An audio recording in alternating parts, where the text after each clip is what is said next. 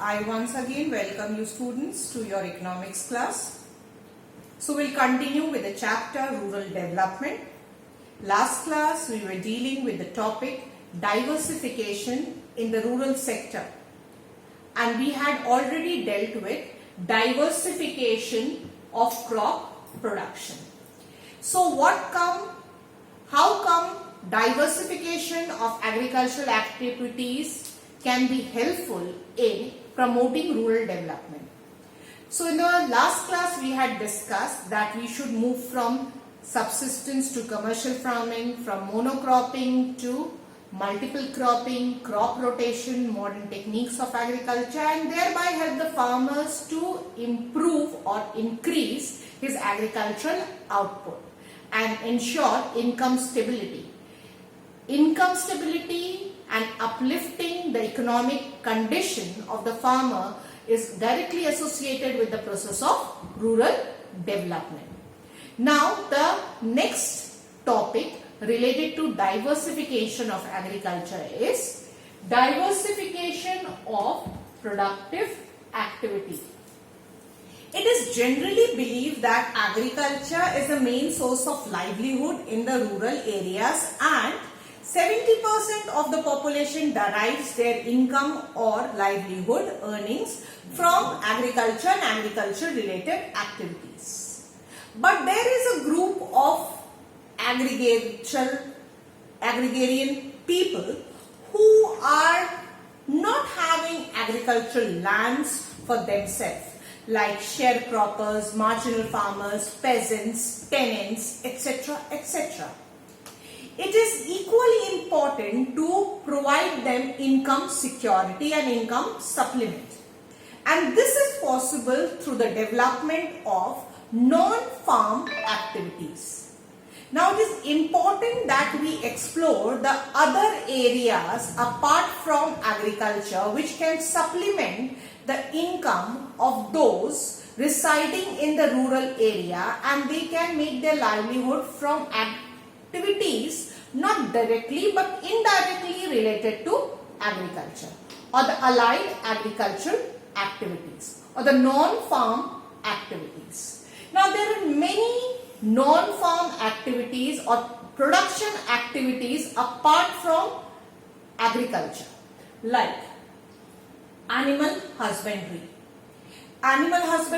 or animal rearing of livestock and species for byproducts like milk, meat, their flesh is an important source of income.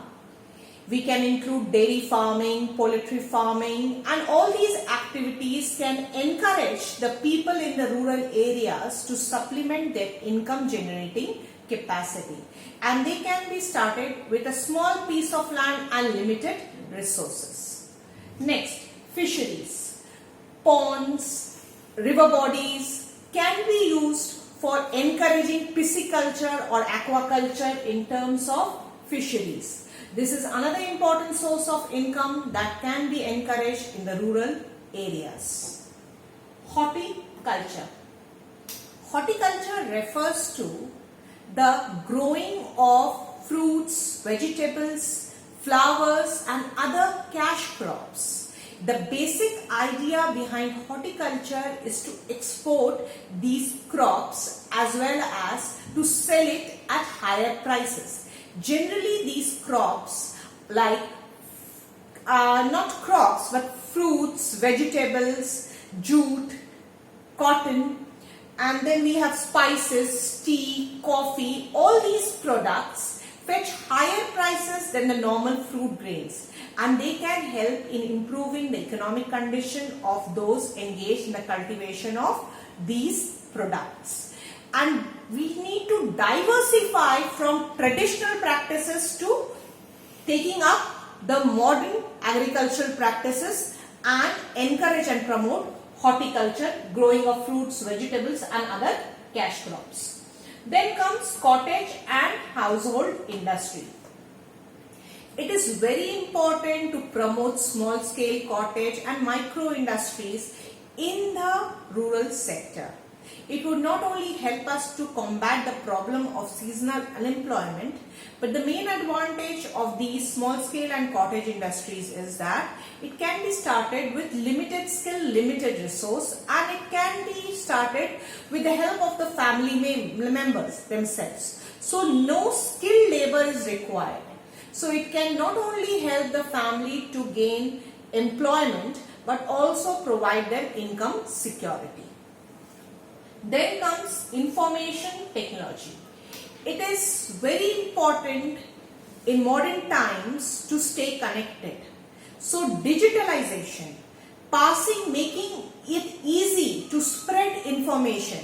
Many of the villagers are unaware of the different schemes, programs and the policies that the government have for them.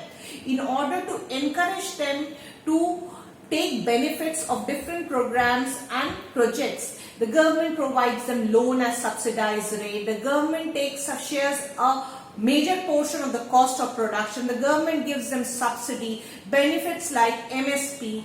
The people, although these benefits are being granted by the government, remain unaware and are not able to take advantage of these benefits being provided by the government. So it is important for dissemination of information that there should be proper development of information and technology and connecting the villages with proper communication network and communicating and propagating these schemes to the beneficiaries. So these are some of the ways how we can diversify the production activities in the agricultural sector. Now we are going to deal with the next topic, that is, so before we go on, let us quickly recapitulate the benefits or the advantages of diversification of agricultural activities in terms of encouraging non-farm activities or non-agricultural activities. It reduces the risk from agricultural sector. So those who are dependent solely for their income related to crop production, they would have a backup and they could supplement their income and they would not face major losses in case of crop failure. Next, provide ecological balance. It also helps in restoring ecological balance because these ways are generally environment friendly and do not cause damage to the environment. Next, provide sustainable livelihood options. They provide more options for income, alternative income earning opportunities to the people. Hence, all these diversification should be adopted in terms of crop production and in terms of production in areas other than crop production. So, now we are going to take up another important aspect related to the rural development, which is a modern concept and is gaining trend recently. Organic farming. Now what is organic farming?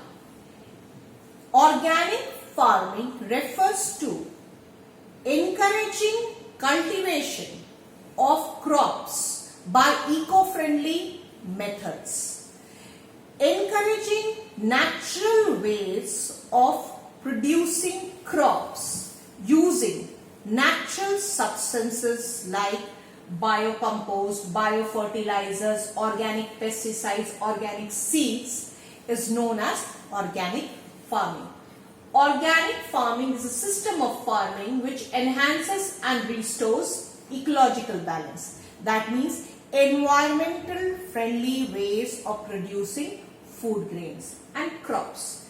It helps in encouraging sustainable development in the agricultural sector. Long-term development, keeping in mind the objectives of future generation and resource conservation.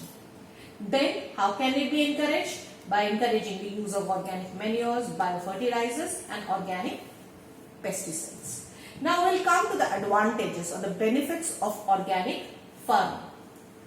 Now, the question arises, why should we encourage organic farming and how it is better as compared to the traditional farming method? We can ensure or rely upon organic farming because it helps in many ways. Number one, it is inexpensive process. Inexpensive means it has less cost in taking up these method. It incurs lesser cost of production. So it is cheaper to practice organic farming because it is taken up by natural products like biocompost, biofertilizers, organic pesticides. So it's a relatively cheaper method to take up organic farming because it's cost effective. Generates income. The income generated from organic farming is multiple times more than the price at which the normal crops are sold. So the farmers find it more profitable to take up organic farming because they have higher income generating opportunities dealing with organic farming.